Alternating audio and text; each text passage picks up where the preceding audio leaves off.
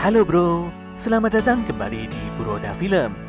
Pada kesempatan ini, kami akan melanjutkan bahasan alur anime Chainsaw Man bagian kelima. Sebelumnya kami ingatkan kalau konten ini adalah konten full spoiler.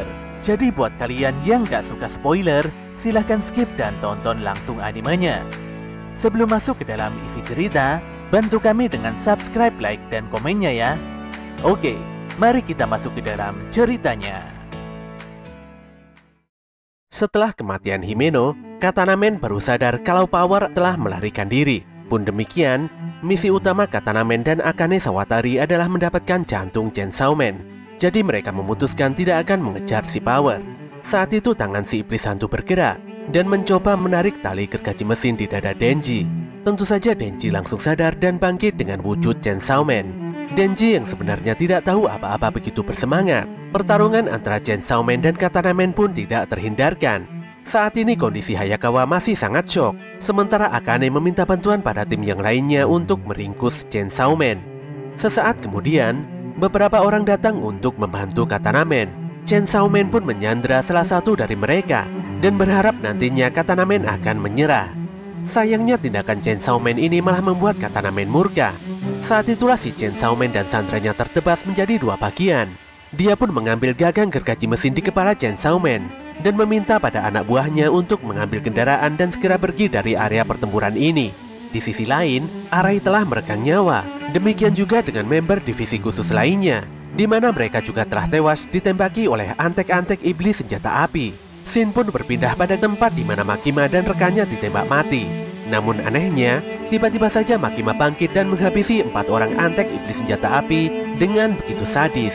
Setelah turun dari kereta, Makima meminta Kurose dan Tendo untuk membersihkan mayat keempat orang tersebut.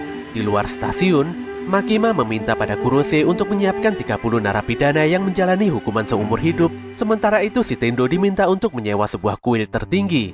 Singkat cerita, Makima telah berada di kuil tertinggi serta mengganti pakaiannya. Para tahanan pesanan Makima juga telah sampai di kuil tersebut. Di sisi lain, gerombolan penjahat sedang berusaha menggotong Chainsaw Man menuju sebuah mobil van. Namun disinilah kejadian mengerikan muncul, di mana seorang lelaki yang hendak membantu untuk menggotong Chainsaw Man tiba-tiba dikeprek hingga tewas oleh sesuatu yang tidak terlihat.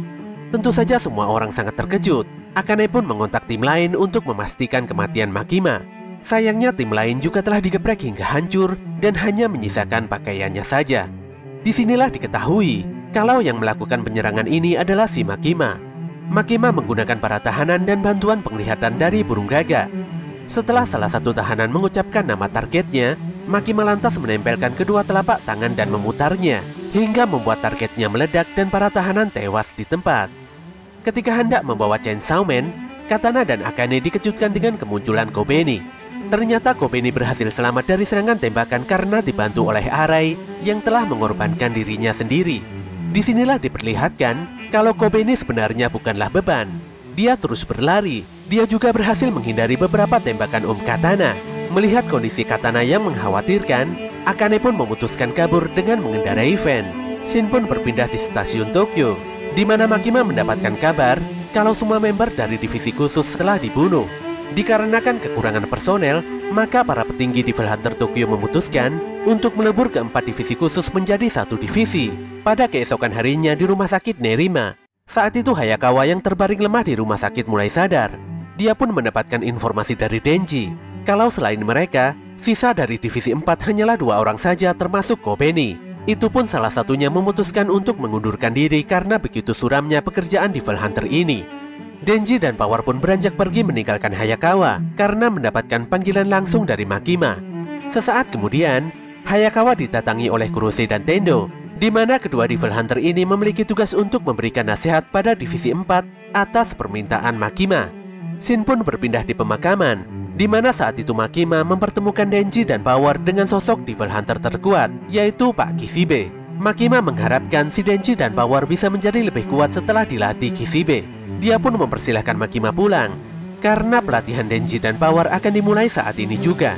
Tanpa banyak basa-basi, Pak Kishibe langsung merangkul dan memperkenalkan dirinya pada Denji dan Power. Sesaat kemudian, Kishibe mencekik dan mematahkan leher Denji dan Power hingga keduanya tidak bisa bergerak sama sekali. Tapi dia langsung memberikan darah pada Denji dan Power, hingga membuat keduanya pulih kembali. Pak Kishibe pun berjanji akan membuat Denji dan Power menjadi sosok Devil Hunter terbaik yang pernah ada. Kembali lagi di rumah sakit, di mana saat ini Hayakawa tidak bisa memanggil iblis rubahnya. Tidak terasa waktu sudah malam hari saja. Pak Kishibe pun memutuskan pulang untuk beristirahat, meninggalkan si Denji dan Power dalam keadaan sangat depresi karena selalu dikalahkan.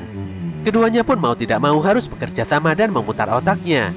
Dan benar saja, esok paginya si Power langsung melepaskan tombak darahnya pada Kishibe.